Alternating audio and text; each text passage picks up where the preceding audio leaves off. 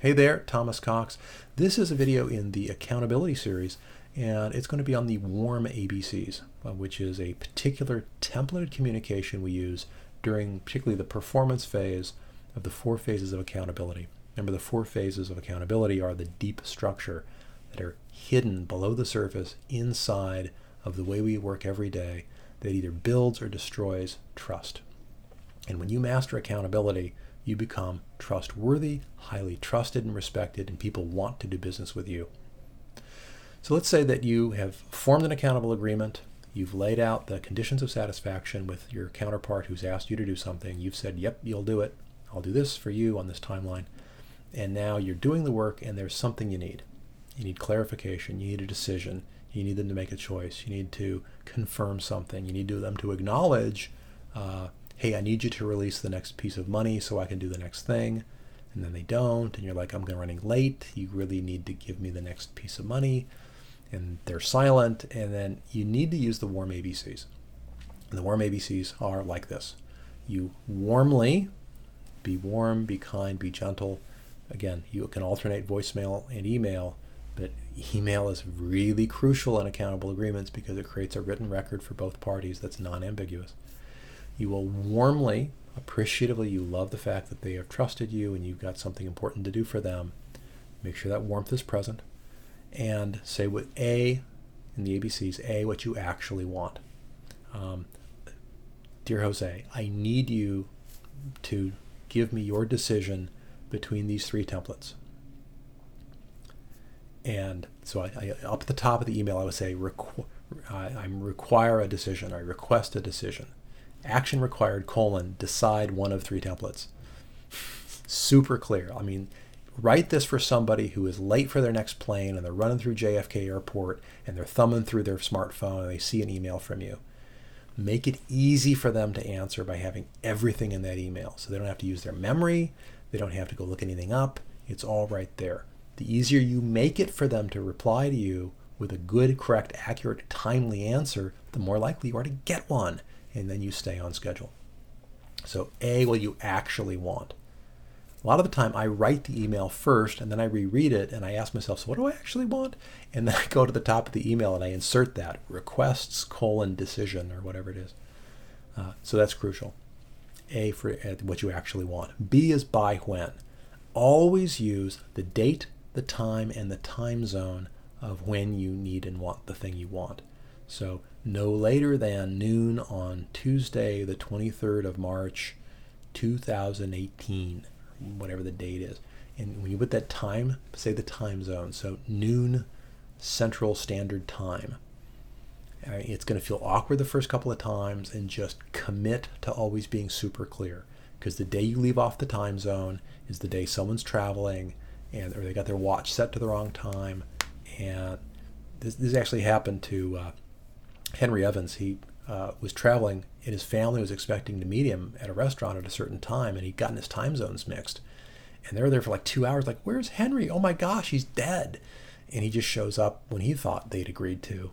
And the time zone was all off, and they could have been spared a ton of pain and fear and worry if there'd just been a few seconds or a habit built around time zones. And I tell you, the first time you dodge that bullet, it'll have been worth any bit of feeling like a geek because you're putting in the time zone, but we're all in the same time zone. I never work outside my time zone. Who flippin' cares, dude? Practice like you mean to play. And that means doing it the right way, the perfect way, every single time.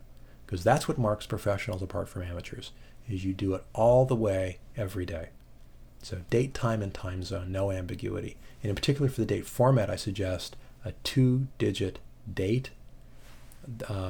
Then the month written out as 3 letters, and then the year. So 02-FEB for February 2017. And 02, not just a 2. 2 digits always. And that way you got numbers and then letters and then numbers. You don't do a 2-digit year, you do a 4-digit year. So there's literally no way for anyone jet lagged, confused, they're from another country where they do they don't do month, day, year, they do day, month, year. Some people do year, month, day. And if it's all 2 digits, who knows what's what? They have to sit there and think about it. You're just inviting disaster when you do that. So 2-digit day, 3-letter month, 4-digit year every single time. 02-Feb-2017. That's the format.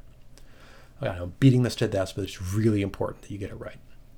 Okay, so that's A for what you actually want, B for by when. C is the context and the consequence. Remember, you're living and breathing this project, and the person you're asking has got 20 balls in the air. They don't remember all this. And I can't count how many times I've seen this go wrong when the person doing the request for clarification, the doer in the middle of perform, turns to the asker and asks something that without context they can't figure out what they mean. I heard about this happening at a hospital. A friend of mine works in the emergency room, and someone stuck their head out of this post-surgery room and asked for some implement, and then ducked back in. They came out and said, hey, this guy's dying. I need that implement. Well, the first time they asked, they thought, well, in this room, the only reason you need that implement is if the person's in real trouble. It should have been obvious from context. But that's the problem. If I'm not in your context, how much work do I have to do to figure out that? Just because you're thinking it doesn't mean I'm thinking it. So don't expect the other person to be carrying your context around in their head. Remember, they're at JFK Airport, they're running between planes and they're late, and they're thumbing through their smartphone. They get your email. Tell them, hey, this is life or death. Tell them, I need this decision by this date and time, or we hit late charges, right? That's one of the consequences. Hey, this is in the context of blah, blah, blah. So read it like you're the other person, like you have no memory of this project, like you're frazzled about 3 other things, and make it a standalone, easy, clear. Now, this is more work for you as the person writing this email. Okay, fine. But would you rather do a little extra work and get a timely answer, or save a few seconds and then pay for it with hours of angst and delay because they can't figure out what exactly you want by when and who cares? And this doesn't seem important. I can do this later. Right? It goes in the later stack, right? And then they don't get back to you because we've all got stuff that's been hanging in the later stack for months. You are setting yourself up for failure if you don't make it as easy as possible for the reader to understand fully what you're asking and why, what the consequences are, what the context is. So it's a little more work, and it's totally worth it, and it's the mark of a professional. That's the warm ABCs. So you should see a checklist and a template down below this video. Warm ABCs, crucial part of the creating a culture of high accountability process, and in particular for the perform stage. I'm Thomas Cox, and tune in for the rest of the videos.